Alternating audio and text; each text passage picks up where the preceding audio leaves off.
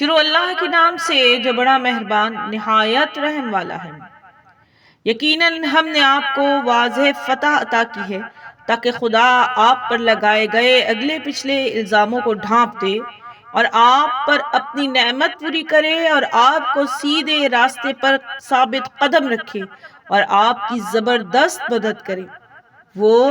وہی خدا ہے جس نے اہل ایمان کے دلوں میں تسکین نازل کی تاکہ وہ اپنے ایمان کے ساتھ مزید ایمان کا اضافہ کریں، اور آسمانوں اور زمین کے تمام لشکر خدا کے ہیں۔ اللہ ہر چیز کے جاننے والا اور حکمت والا ہے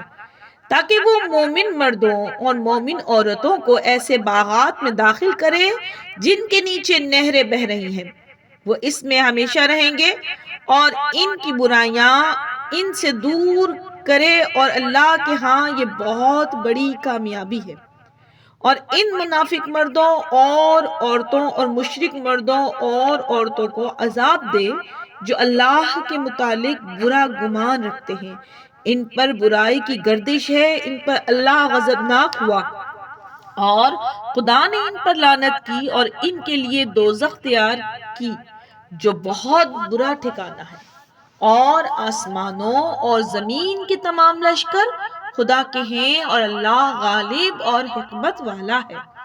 یقیناً ہم نے آپ صلی اللہ علیہ وسلم کو گواہی دینے والا اور بشارت دینے والا اور عذاب خداوندی سے ڈرانے والا بنا کر بھیجا ہے تاکہ تم اللہ اور اس کے رسول صلی اللہ علیہ وسلم پر ایمان لے آؤ اور اس کا ساتھ دو اور اس کی تعظیم و توقیر کرو اور صبح و شام اللہ کی پاکیزگی بیان کرتے رہو۔ یقیناً جو آپ صلی اللہ علیہ وسلم کی بیعت کر رہے ہیں وہ دراصل اللہ کی بیعت کر رہے ہیں، ان کے ہاتھوں کے اوپر اللہ کا ہاتھ ہے۔ اب جو اس عہد کو توڑے گا تو اس عہد شکنی کا وبال خود اس کی ذات پر ہی ہوگا، اور جو خدائی عہد کو پورا کرے گا تو اللہ عنقریب اس کو اجر عظیم عطا کرے گا۔ صحرا نشین جو پیچھے رہ گئے ہیں وہ بہت جلد آپ صلی اللہ علیہ وسلم سے کہیں گے ہمیں ہمارے انبار اور اہل و عیال نے مصروف رکھا، لہٰذا ہمارے لیے بخشش طلب کیجئے۔ یہ اپنی زبانوں سے وہ بات کرتے ہیں جو ان کے دلوں میں نہیں ہے۔ کہہ دیجئے اگر اللہ تمہیں نقصان پہنچانے کا ارادہ کرے یا فائدہ دینا چاہے تو کون ہے جو اس کے سامنے تمہارے لیے کچھ اختیار رکھتا ہو؟ بلکہ اللہ تو تمہارے اعمال سے خوب واقف ہے۔ بلکہ تم یہ گمان کیا کرتے تھے کہ پیغمبر اور مومنین اپنے اہل و عیال میں کبھی لوٹ کر واپس نہیں آئیں گے، اور یہ بات تمہارے قلوب میں خوب صورت بنا دی گئی، اور تم نے میرا گمان کر رکھا تھا اور تم ہلاک ہونے والی قوم ہو۔ اور جو شخص اللہ اور اس کے رسول پر ایمان نہ لائے، ہم نے ایسے کافروں کے لیے دہکتی ہوئی آگ تیار کر رکھی ہے۔ آسمانوں اور زمین کی حکومت صرف اللہ کے لیے ہے، وہ جسے چاہے بخش دیتا ہے اور جسے چاہے عذاب دیتا ہے، اور اللہ بہت زیادہ بخشنے والا مہربان ہے۔ جب تم غنیمت کے اموال لینے چلو گے تو پیچھے رہ جانے والے جلد ہی کہہ اٹھیں گے ہمیں بھی اجازت دیجئے کہ آپ کے ساتھ چلیں، وہ اللہ کے کلام کو بدلنا چاہتے ہیں۔ آپ پہلے کہہ دیجئے اللہ نے پہلے ہی فرمایا تھا کہ تم ہرگز ہمارے ساتھ نہیں چلو گے، پھر وہ کہیں گے نہیں بلکہ تم ہم سے حسد کرتے ہو۔ اصل میں یہ لوگ بہت ہی کم فہم رکھنے والے ہیں۔ آپ صلی اللہ علیہ وسلم پیچھے رہ جانے والے ان بادیہ نشینوں سے کہہ دیجئے کہ تم عنقریب ایک جنگجو قوم کے مقابلے کے لیے بلائے جاؤ گے۔ تم یا تو ان سے جنگ کرو گے یا وہ اسلام قبول کریں گے، بس اگر تم نے فرما برداری کی تو اللہ تمہیں بہترین اجر سے نوازے گا۔ اگر تم نے اعراض کیا جیسا کہ تم نے پہلے اعراض کیا تھا تو وہ تمہیں شدید اور دردناک عذاب دے گا۔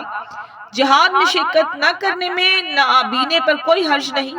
اور نہ ہی لنگڑے پر کوئی حرج ہے، اور نہ ہی مریض پر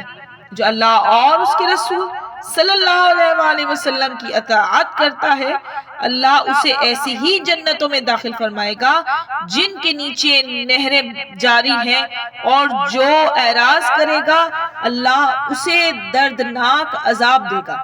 اور اللہ ان مومنین پر راضی ہو گیا جو شجر کے نیچے آپ کی بیعت کر رہے تھے، بس جو ان کے قلوب میں تھا وہ اللہ کو معلوم ہو گیا، لہٰذا اللہ نے ان پر سکون نازل فرمایا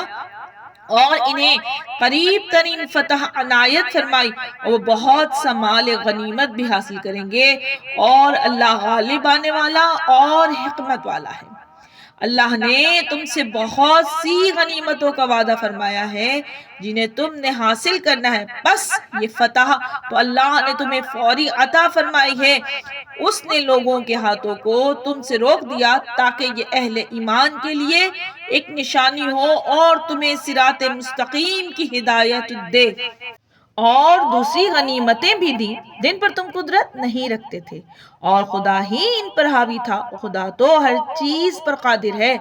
اگر کافر سرزمین حدیبیہ میں آپ سے جنگ کرتے تو بہت جلد بھاگ جاتے، اور وہ پھر کوئی اپنا ولی اور یار و مددگار نہ پاتے۔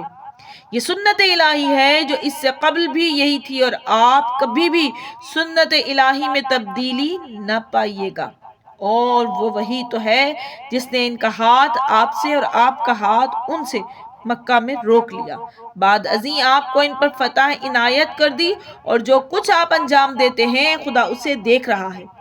وہ ایسے لوگ ہیں جو کافر ہو گئے اور انہوں نے آپ کو مسجد الحرام کی زیارت سے روکا ہے، اور آپ کی قربانیوں کے قربان گاہ تک پہنچنے سے مانا ہوئے، اور اگر یہ بات نہ ہوتی کہ صاحب ایمان مرد اور عورتیں آپ کی بے خبری میں آپ کے پاؤں تلے روندے جائیں گے، اور اس طرح سے ایک آر لاشعوری طور پر لگ جائے گا، تو خدا ہرگز اس جنگ سے مانی نہ ہوتا۔ مقصد یہ تھا کہ خدا جسے چاہے اپنی رحمت میں داخل کرے۔ اگر مومنین اور کفار مکہ میں ایک دوسرے سے جدا ہو جاتے تو ہم کافروں کو دردناک عذاب سے معذب کرتے۔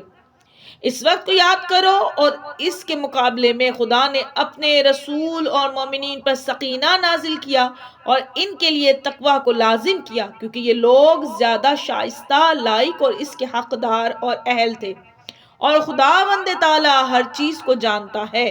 خداوند تعالیٰ نے جو کچھ اپنے رسول کو خواب میں دکھایا وہ سچ تھا۔ اگر اللہ نے چاہا تو تم سب کے سب قطعی طور پر انتہائی امن و امان کے ساتھ اس حالت میں کہ تم اپنے سروں کو منڈوائے ہوئے ہوگے یا اپنے ناخنوں کو کٹوائے ہوئے مسجد الحرام میں داخل ہوں گے، اور کسی شخص سے تمہیں کوئی خوف نہیں ہوگا،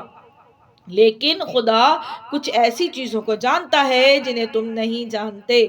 اور اس تاخیر میں بہتری تھی، اور اس سے قبل اس نے تمہارے لیے ایک قریب کی فتح قرار دی۔ وہ وہی ہے جس نے اپنے رسول کو ہدایت اور دین حق کے ساتھ بھیجا تاکہ اسے تمام دینوں پر غلبہ اور کامیابی دے، اور اس بات کے لیے اللہ کی گواہی کافی ہے۔ محمد صلی اللہ علیہ وسلم اللہ کے رسول ہیں، اور جو لوگ ان کے ساتھی ہیں وہ کفار کے مقابلے میں سخت اور آپس میں مہربان ہیں۔ آپ انہیں ہمیشہ رکوع اور سجدے میں دیکھتے ہیں، وہ ہمیشہ اللہ کے فضل اور اس کی رضا کی طلب کرتے ہیں۔ ان کی علامت ان کے چہرے پر سجدے کے اثر سے نمایاں ہے۔ یہ تعریف تو ان کی تورات میں ہے، اور انجیل میں ان کی تعریف یہ ہے کہ وہ ایسی زراعت کی طرح ہے جس نے اپنی کونپلیں نکال لی ہیں، پھر وہ طاقت حاصل کر کے مضبوط اور محکم ہو گئی ہے اور اپنے پاؤں پر کھڑی ہو گئی، اور اس قدر پھلی پھولی کے زراعت کرنے والوں کو حیران کر دیا۔ یہ اس بنا پر ہے کہ کافروں کو غصہ دلائے۔ اللہ نے ان میں سے ایسے لوگوں سے جو ایمان اور عمل صالح بجا لائیں بخشش اور اجر عظیم کا وعدہ کیا ہے۔